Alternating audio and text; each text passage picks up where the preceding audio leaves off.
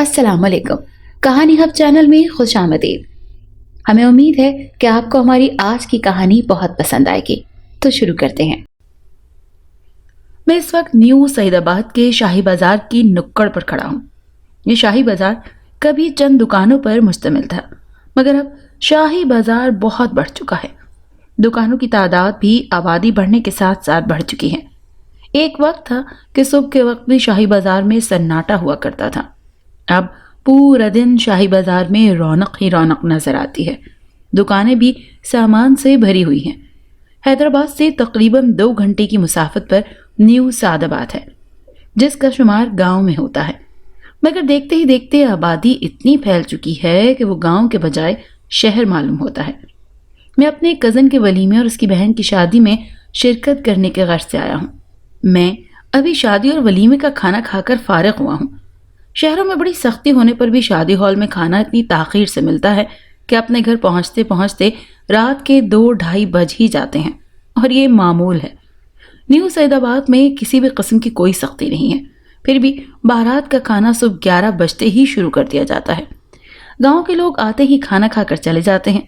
जब तक बारात शहर से पहुंचे, गांव के लोग तो खाना खा के भी फारिग हो चुके होते हैं। बारात आने पर खाना खाने के लिए सिर्फ बाराती रह जाते हैं।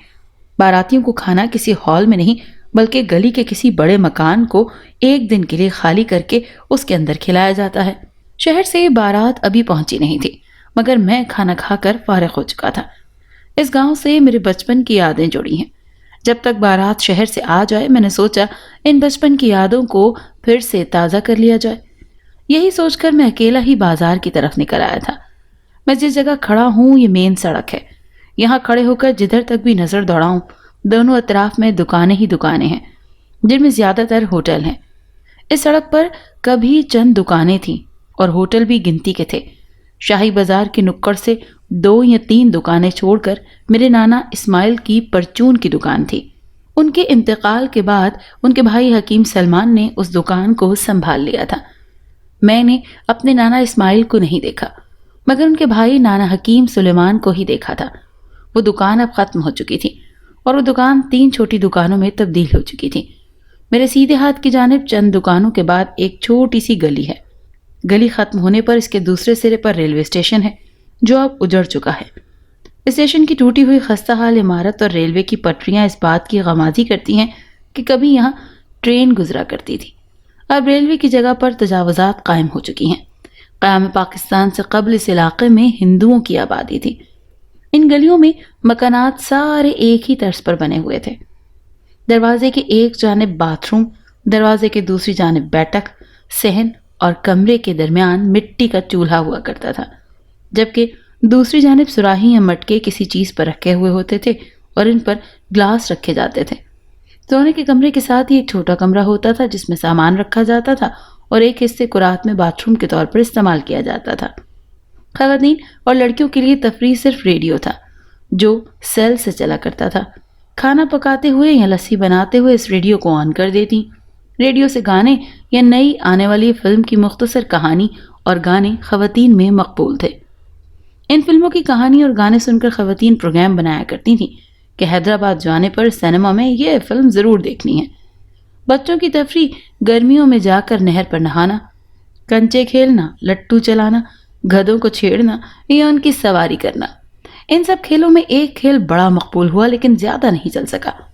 वो खेल ये था कि किसी भी एक बच्चे को पुराना सा सेहरा पहनाकर गधे पर बिठाकर सड़क और गलियों की सैर कराना। गधे के पीछे बच्चे बाराती होते थे। फालसे के मौसम में जब शाम को फालसे बेचने वाला गली में आता, वो बच्चों के पास पैसे न होने पर उनसे गंदुम लेकर फालसे दे देता।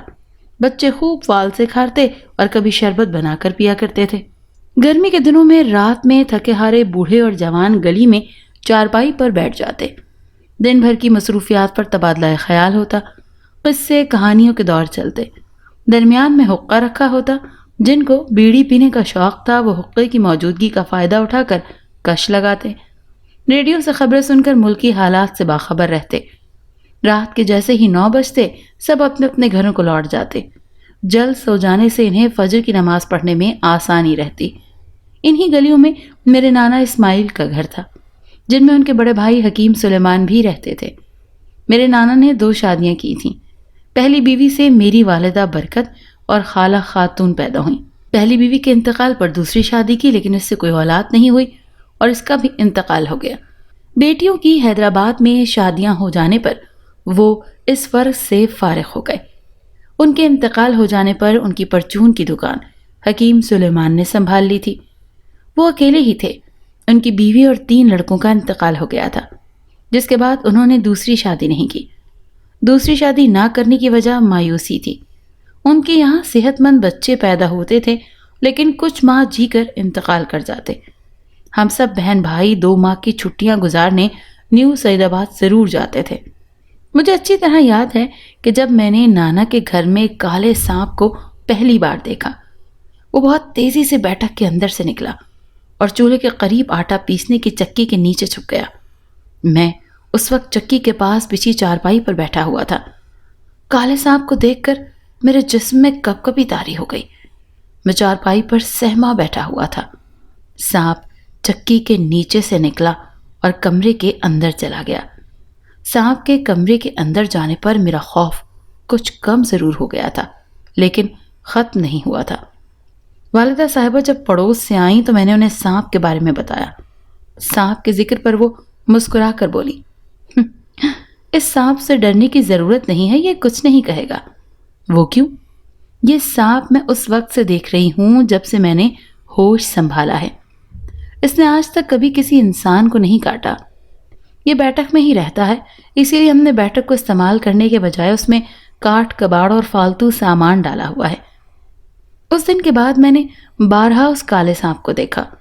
وہ تیزی سے بیٹھک سے آٹے کی چکی کے نیچے آتا، پھر کمرے کے اندر سے ہوتا ہوا رات کے وقت میں باتھ روم کے طور پر استعمال ہونے والا چھوٹے کمرے کے اندر چلا جاتا۔ اس کمرے میں ایک سوراخ تھا جس کے اندر وہ جاتا تھا، لیکن ہم میں سے کسی کو بھی اس نے کبھی نقصان نہیں پہنچایا۔ اس سانپ کے لیے مشہور تھا کہ یہ کوئی عام سانپ نہیں ہے، بلکہ اس گھر میں خزانہ دفن ہے جس کی یہ نگرانی کرتا ہے۔ اس سانپ کے حوالے سے ایک واقعہ بھی مشہور ہے۔ سانپ محمد یوسف عرف جوسا کے بھینس کے باڑے میں رات کی تاریکی میں چھپ کر ان کی بھینسوں کا دودھ روزانہ پی جاتا۔ ایک رات جوسا کی آنکھ کھل گئی۔ وہ گھر کے باہر گلی میں چارپائی بچھا کر سوتا تھا۔ گھر کے سامنے بھینسوں کے باڑے میں اسے روشنی نظر آئی۔ دن کا سا سما لگ رہا تھا۔ اس نے آنکھیں مل کر دیکھا کہ کہیں وہ کوئی خواب تو نہیں دیکھ رہا، لیکن یہ حقیقت تھی۔ وہ خاموشی سے چارپائی سے اٹھا اور باڑے کی جانب بڑھا۔ جوسا کو دیکھ کر بھینسوں نے شور کیا، جس سے سانپ گھبرا کر بھاگ اٹھا اور اپنا من کا یعنی سانپ کا موہرا وہیں چھوڑ کر چلا گیا۔ منکے سے روشنی پھوٹ رہی تھی۔ وہ یہ دیکھ کر حیران رہ گیا۔ وہ چھوٹا سا گول سا پتھر نما کوئی چیز تھی جس سے روشنی نکل رہی تھی۔ وہ سمجھ گیا کہ یہ ضرور سانپ کا منکا ہے۔ جوسا نے فوراً اس منکے کو اپنی جیب میں رکھ لیا اور گھر میں لا کر چھپا دیا۔ دوسرے دن جوسا کی بیوی سکینہ خالہ نے منہ سے یہ واقعہ نکال ہی دیا، جس پر نیو سعید آباد کی عورتیں وہ منکا دیکھنے کو ٹوٹ پڑی کہ ہمیں بھی دکھاؤ، ہم نے بھی دیکھنا ہے کہ کیسا نظر آتا ہے۔ جوسا بھی اسی وقت گھر میں کام سے لوٹا تھا۔ اسے جب پتا چلا کہ یہ عورتیں منکا دیکھنے آئی ہیں تو وہ بیوی پر گرم ہو گیا اور عورتوں کو بتایا کہ اس کا دماغ چل گیا ہے، ہمارے پاس کوئی منکا نہیں ہے۔ جوسا کو اپنی بیوی پر گرم ہوتا دیکھ کر عورتیں ایک ایک کر کے وہاں سے کھسک گئیں۔ جوسا نے ساری زندگی اس بات سے انکار ہی کیا کہ اس کے پاس منکا ہے، لیکن لوگ یہی کہتے ہیں کہ سانپ کا منکا ملنے پر ہی جوسا نے بہت ترقی کی۔ اس سے پہلے اس کے پاس اتنا مال نہیں ہوا کرتا تھا۔ میری والدہ بچوں کی اسکول کی چھٹیاں گزارنے نیو سعید آباد آئی ہوئی تھیں۔ اس واقعے پر تبصرہ کرتے ہوئے انہوں نے گاؤں کی عورتوں سے کہا، یہ سانپ برسوں سے ہمارے گھر میں ہے اور فائدہ پڑوسیوں کو پہنچا رہا ہے۔ رات کو وہ جب سوئیں تو خواب میں وہی سانپ نظر آیا۔ وہ سانپ انسانی آواز میں بولا، تو کیوں غم کرتی ہے؟ اس گھر میں اتنا خزانہ دفن ہے کہ اگر تیری 7 پشتیں بھی کھائیں پھر بھی کم نہیں ہوگا۔ دن کے 12 بجے صحن کو کھودنا شروع کر دے، سارا خزانہ تیرا ہو جائے گا، لیکن میری ایک شرط ہے کہ زمین کھودنے سے پہلے تو میرے نام کا دودھ اور مچھلی پر نیاز دلا دے۔ والدہ محترمہ یہ خواب دیکھ کر بہت خوش ہوئیں کہ سانپ نے اپنا خزانہ دینے کا کہہ دیا ہے اور کوئی بھیٹ بھی نہیں مانگی، ورنہ ایسے خزانوں کے محافظ سانپ بھیٹ لیے بغیر خزانہ نہیں لینے دیتے۔ میرے والد عبدالجبار کو مطالعے کا بہت شوق تھا۔ اردو اور انگریزی کی کتابیں بہت آسانی سے پڑھ لیا کرتے تھے۔ اس دور میں انگریزی دور کی بات لوگوں کو صحیح سے اردو پڑھنا نہیں آتی تھی۔ اس خواب کی تعبیر انہوں نے والدہ محترمہ کو بتاتے ہوئے کہا، سانپ نے دودھ اور مچھلی کی نیاز کا جو کہا ہے، اس سے اس کی مراد پہلا لڑکا اور پہلی لڑکی کی بھیٹ ہے۔ کیا تم اس خزانے کو حاصل کرنے کو اپنی اولاد کی بھیٹ دو گی؟ خواب کی تعبیر سن کر والدہ محترمہ ڈر گئی اور بولی، اپنی اولاد کی بھیٹ دے کر خزانہ حاصل کرنے سے بہتر ہے میں روٹی اور چٹنی سے کھانا کھا لوں، لیکن اپنی اولاد کی بھیٹ کسی صورت نہیں دوں گی۔ نانا اسماعیل کے گھر میں ایک نیم کا گھنا درخت بھی تھا جس کی کئی شاخیں تھیں۔ ان شاخوں پر لگنے والی چھوٹی چھوٹی نیم کی گٹلیاں، جنہیں بچے نیم کی نسبت سے نمولیاں کہتے ہیں، ان گٹلیوں میں بچوں کے لیے بڑی کوشش ہوتی ہے۔ بچے صبح صبح گھر کا دروازہ کھلا دیکھ کر گھر میں گھس جاتے اور زمین پر پڑی ہوئی پکی گٹلیوں کو اچھی طرح جھولی بھرنے لگتے تاکہ انہیں وہ چوس کر آم کا سا مزہ لے سکیں۔ ذرا سی آہٹ پر بچے گھبرا کر بھاگ جاتے کہ کہیں کوئی ان کی چوری نہ پکڑ لے۔ نیم کے درخت کے پاس کچی زمین ہونے پر جگہ ٹھنڈی ہوتی تھی۔ اس جگہ پر پالتو کتیا آرام کیا کرتی تھی۔ بظاہر وہ آنکھیں بند کیے ہوتی تھی اور ایسا محسوس ہوتا تھا کہ وہ گہری نیند میں ہے۔ ذرا سی آہٹ پر چونک کر آنکھیں کھول دیتی۔ اس کی باتیں کرنے پر اس طرح سے سنتی جیسے وہ ہماری بات کو بڑی توجہ سے سن رہی ہے اور ساتھ میں سمجھ بھی رہی ہے۔ ایک بار کتا مار مہم چل رہی تھی۔ کتوں کو زہر دے کر ہلاک کیا جا رہا تھا۔ والدہ محترمہ نے کتیا کو مخاطب کیا کہ آج باہر نہیں جانا، کتوں کو زہر دے کر ہلاک کیا جا رہا ہے۔ اس نے والدہ محترمہ کو ایسے دیکھا جیسے وہ ان کی بات کو سمجھ گئی ہے۔ وہ اس روز پورا دن گھر سے باہر ہی نہیں نکلی۔ نیم کے درخت کے سامنے ایک لکڑی کا تختہ ہر وقت بچھا رہتا تھا جس پر بچے کھیلتے تھے۔ بڑے بھی گرمیوں میں ہوا کھانے وہاں بیٹھ جاتے۔ نیم کا درخت میرے لیے بڑی کشش کا باعث تھا۔ میں نیم کے درخت پر آنے والے پرندوں، جن میں مینا، کوئل، کوے، طوطا، چڑیا، چیل، کبوتر اور فاختہ سمیت مختلف پرندے اس پر آ کر بیٹھا کرتے تھے۔ میں انہی پرندوں کو دیکھ دیکھ کر بڑا خوش ہوتا تھا۔ ان پرندوں میں چڑیا ایسا پرندہ ہے جو زمین پر دانہ چگنے کو آ جاتی ہے۔ میں نے بچپن میں چڑیا کو پکڑنے کی بہت کوشش کی لیکن وہ کبھی ہاتھ نہیں آئی۔ ایک دن صبح کے وقت میری والدہ پڑوس میں گئی ہوئی تھیں۔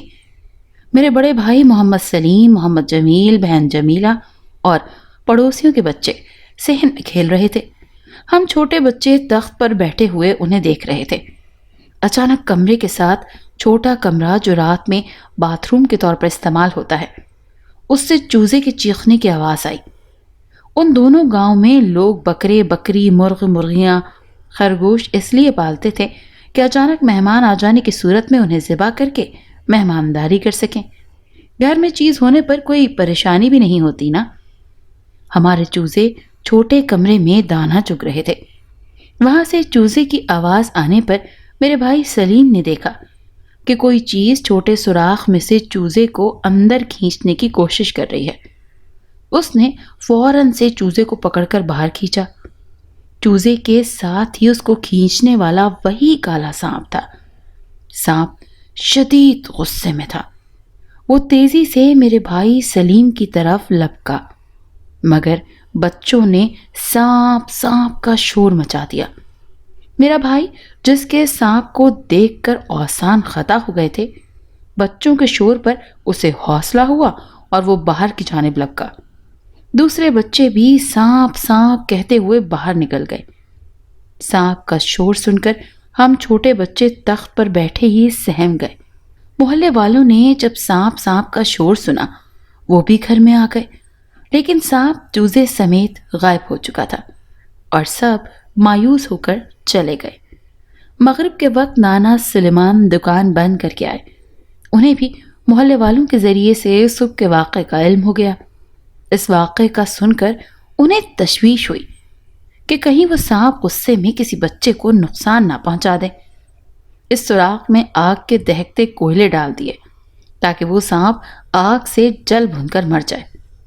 اتنا کچھ کرنے پر بھی وہ سانپ نہ مرا اور زندہ رہا۔ اسے ذرا بھی آگ نے نقصان نہیں پہنچایا۔ اس واقعے کے چند دن بعد گرمیوں کی چھٹیاں ختم ہونے پر ہم اپنے گھر حیدرآباد آ گئے۔ ان دنوں نیو سعید آباد میں گندم کی فصل کٹنے پر سال بھر تک استعمال ہونے والی گندم کا اسٹاک گھر میں کر لیا جاتا تھا اور ضرورت کے استعمال کی چیزیں جمع کی جاتی تھیں۔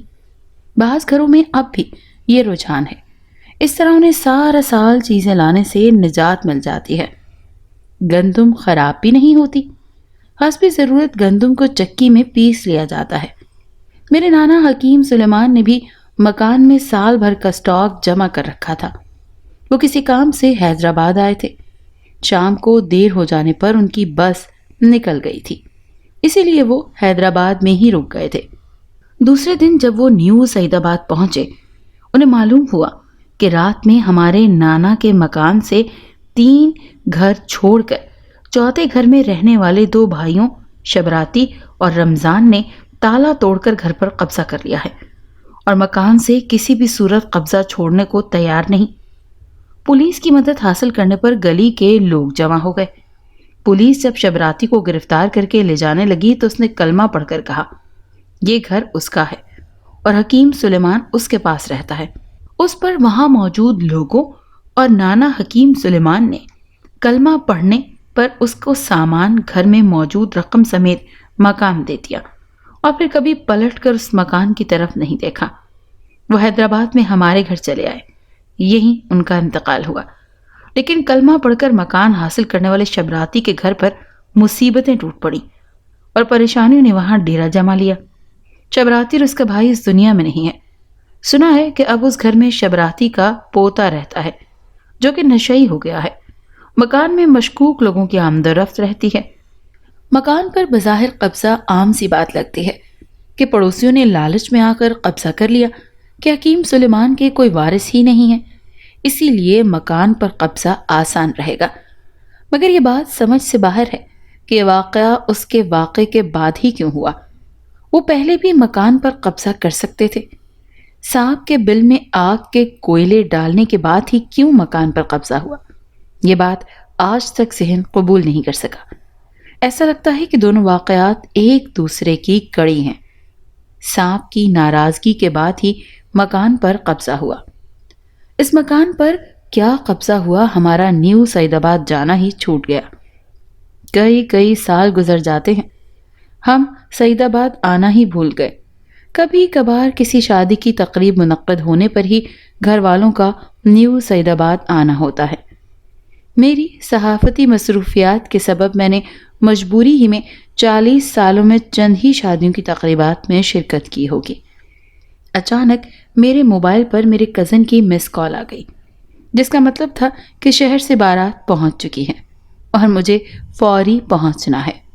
میں ماضی سے حال میں آ چکا تھا اور میرے قدم شادی والے گھر کی طرف اٹھ رہے تھے، جو کبھی گلی نمبر 8 ہوا کرتی تھی۔ اب نیو سعید آباد اتنا پھیل چکا ہے کہ گلیاں گننا مشکل ہو گیا ہے۔ رہی بات اس سانپ کی، تو واقعی وہ پر اسرار ہی رہا، اس کا کچھ پتہ نہیں چلا۔ ہاں، شاید اگر میری والدہ اس کی بولی ہوئی بھیٹ دینے کے لیے تیار ہو جاتی تو شاید پھر ہمیں خزانہ بھی مل جاتا اور اس سانپ کی پراسراریت بھی ختم ہو جاتی، مگر انہوں نے اولاد کی قربانی دینے سے انکار کر دیا۔ وہ سانپ کوئلے ڈالنے سے بھی نہ مرا اور اس کے بعد غائب ہو گیا۔ گاؤں کے لوگ کہتے ہیں کہ کبھی کبھی اس سانپ کو آپ کے گھر کے گرد چکر لگاتے ہوئے دیکھا گیا ہے، مگر چونکہ اب ہم سعید آباد میں نہیں رہتے اور نہ ہی ہمیں اس خزانے سے کچھ لینا دینا ہے، اور شاید باقی لوگوں کو اس خزانے سے متعلق کچھ علم نہیں ہے، کیونکہ میری والدہ نے یہ بات کسی سے بھی نہیں کہی تھی۔ شاید اگر وہ یہ بات کسی سے کرتی تو لوگوں میں آج کل اتنی لالچ ہے کہ کوئی نہ کوئی اس کو بھیٹ دینے کے لیے تیار ہو ہی جاتا، اور شاید پھر اس کو وہ خزانہ مل جاتا۔